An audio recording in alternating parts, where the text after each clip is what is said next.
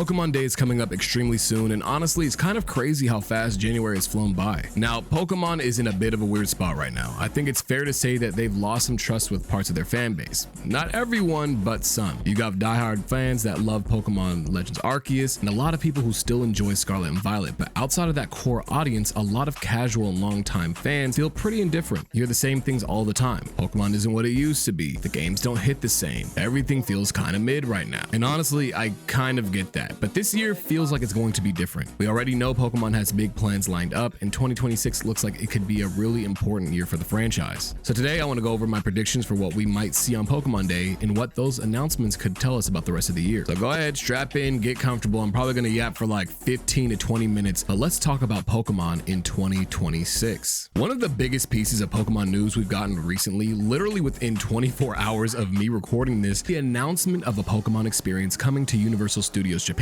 with plans to expand to Orlando and maybe other parks later on. Now, this is huge.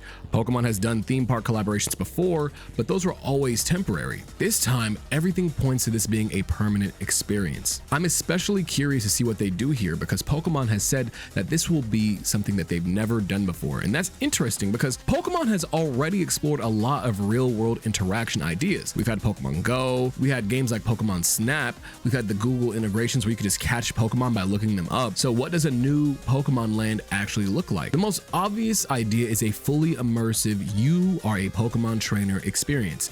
You walk in, pick a starter, meet a professor, and progress through the land like it's your own mini Pokemon region. Let's be real, they're absolutely gonna try to sell you a Pokeball that's probably gonna cost like $50. But if that Pokeball acts like the Mario Nintendo World wristband that tracks your progress and your Pokemon and the other interactions that you have within the park, it's probably going to be worth the money. Scan Pokemon around the park, build a mini Pokedex, battle gym leaders or other guests in simplified battles. Nothing overly complex, but just enough to sell the fantasy. Kids would love it, casual fans would love it, and even longtime fans would probably buy into it at least once. They've said it will be more unique than that though, so I don't think it'll be quite that straightforward. But even a scaled down version of this idea would work incredibly well. I really do hope that this eventually comes to Universal Studios Hollywood because that park desperately needs something new. Either way, this is one of the most exciting Pokemon announcements we'd had in a while, and I would not be shocked if we hear more about it on Pokemon Day. Before we get into the big stuff, we should talk about the obvious filler that we are going to see. Every Pokemon Day includes updates for mobile and side games. Expect news for Pokemon Masters EX, Pokemon Unite, and Pokemon TCG Pocket, all the usual suspects. Every year people get mad that these segments take up like around 5 minutes, but personally I don't really care. Pokemon games are for everyone.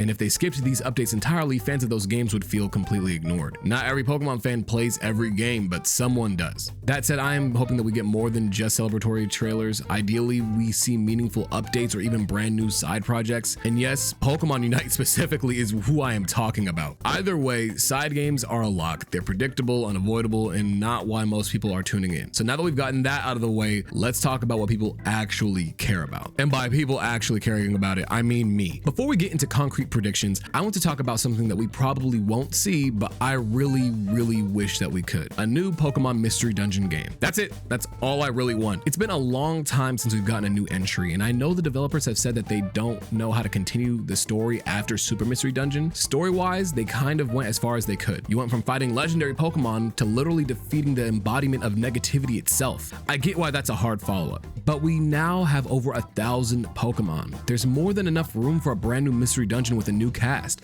a new setting, and a new story that doesn't need to one-up the past emotionally. Realistically, we're probably not going to get one this year. Mystery Dungeon usually ties into the most recent generation, but after Gen 10, I'd love to see it return. And since we're probably not going to get it this year for like a brand new Pokemon Mystery Dungeon game, I would personally like to see an Explorers of Sky remake. Rescue Team DX proved that there's still an audience for this series. Mystery Dungeon still has a future, we just need to prove it to them. Another thing that I really want but don't expect to see announced is a return to Pokemon movies.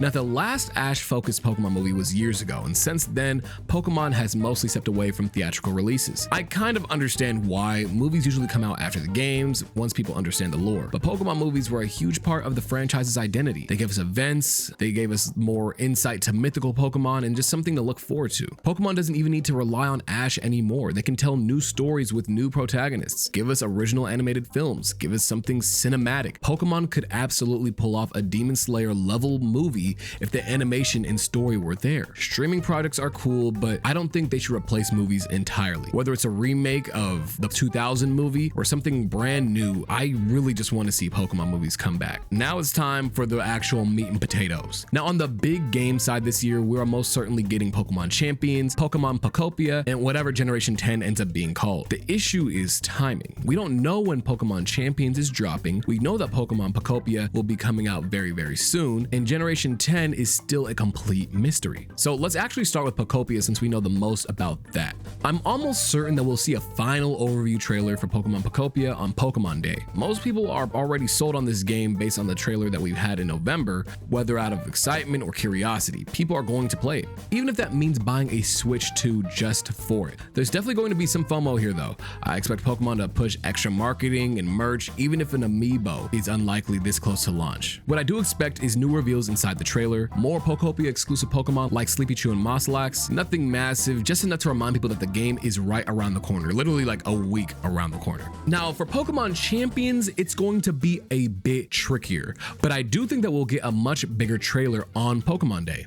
We already know a decent amount about ranked play, so I think the next step is showing everything outside of rank. Battle Tower style modes, maybe Battle Frontier inspiration, something for players who don't want to grind online all the time. I don't think Champions will be an online only game for that matter. Pokemon battles are more complex than something like Unite, and I think Champions needs solid single player content to feel complete. I also think that Pokemon Day is where we'll finally get to see the release date for Champions, even if that date is a little further out so they can polish the visuals. I'm totally fine with that. For a mobile capable game, it should look better than what we've seen so far. My current guess is that Champions drops around March, lining up with the end of the current competitive regulation. That timing makes sense. It allows competitive players to smoothly transition from Scarlet and Violet into Pokemon Champions. This is also where a Pokemon Home update becomes crucial, letting players move Pokemon between games seamlessly, and that leads perfectly into Legends ZA. Now, Legends ZA was received pretty well overall, even if the DLC has been kind of mid.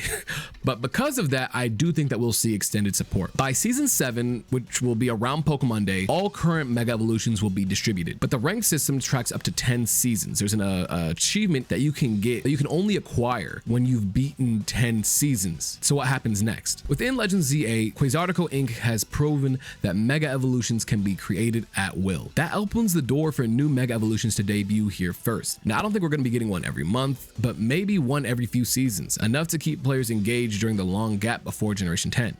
Is it guaranteed? No. Is it the easiest option? Also, no. But if Pokemon wants Legends ZA to retain players long term, this is probably the move. Now, before we get into the Generation 10 dialogue, I want to go ahead and reiterate that I am not focusing on any leaks. There's no fun in speculating about things that we might already know. What I want to talk about right now is the rollout. Now, on Pokemon Day, I expect to see new mechanics, starter reveals, and an actual gameplay trailer. What I want is for them to show us the region, show us how like the vibe is, give people something to get excited about. After February, I expect a long, quiet period. Maybe a small update in May at the earliest, then major reveals right before Worlds. From there, more than likely we'll get monthly trailers leading up to the release. Personally, I want this game to be as unspoiled as possible. I'm actively avoiding 2026 leaks, and I'm hoping that Pokemon doesn't show me anything. I did see a couple of leaks last year, but that was last year. This year, I'm going to avoid it like as much as possible. As for expectations though, I'm going to be realistic. I don't think Generation 10 will be the perfect Pokemon game. I think it's more than likely going to be a learning generation. Generation 11 is going to be the generation where everything actually clicks. But conceptually, I do think Generation 10 is going to be a really fun time. Now, let me know in the comments what you guys think. What do you think that we're gonna see? What do you want to see? And what do you hope that Pokemon actually doesn't give us at all? I'll read all of it. I wanna know what you guys think. Now, anyways, I'll see you guys in the next video, and I'll also see you guys on Pokemon Day. Peace out.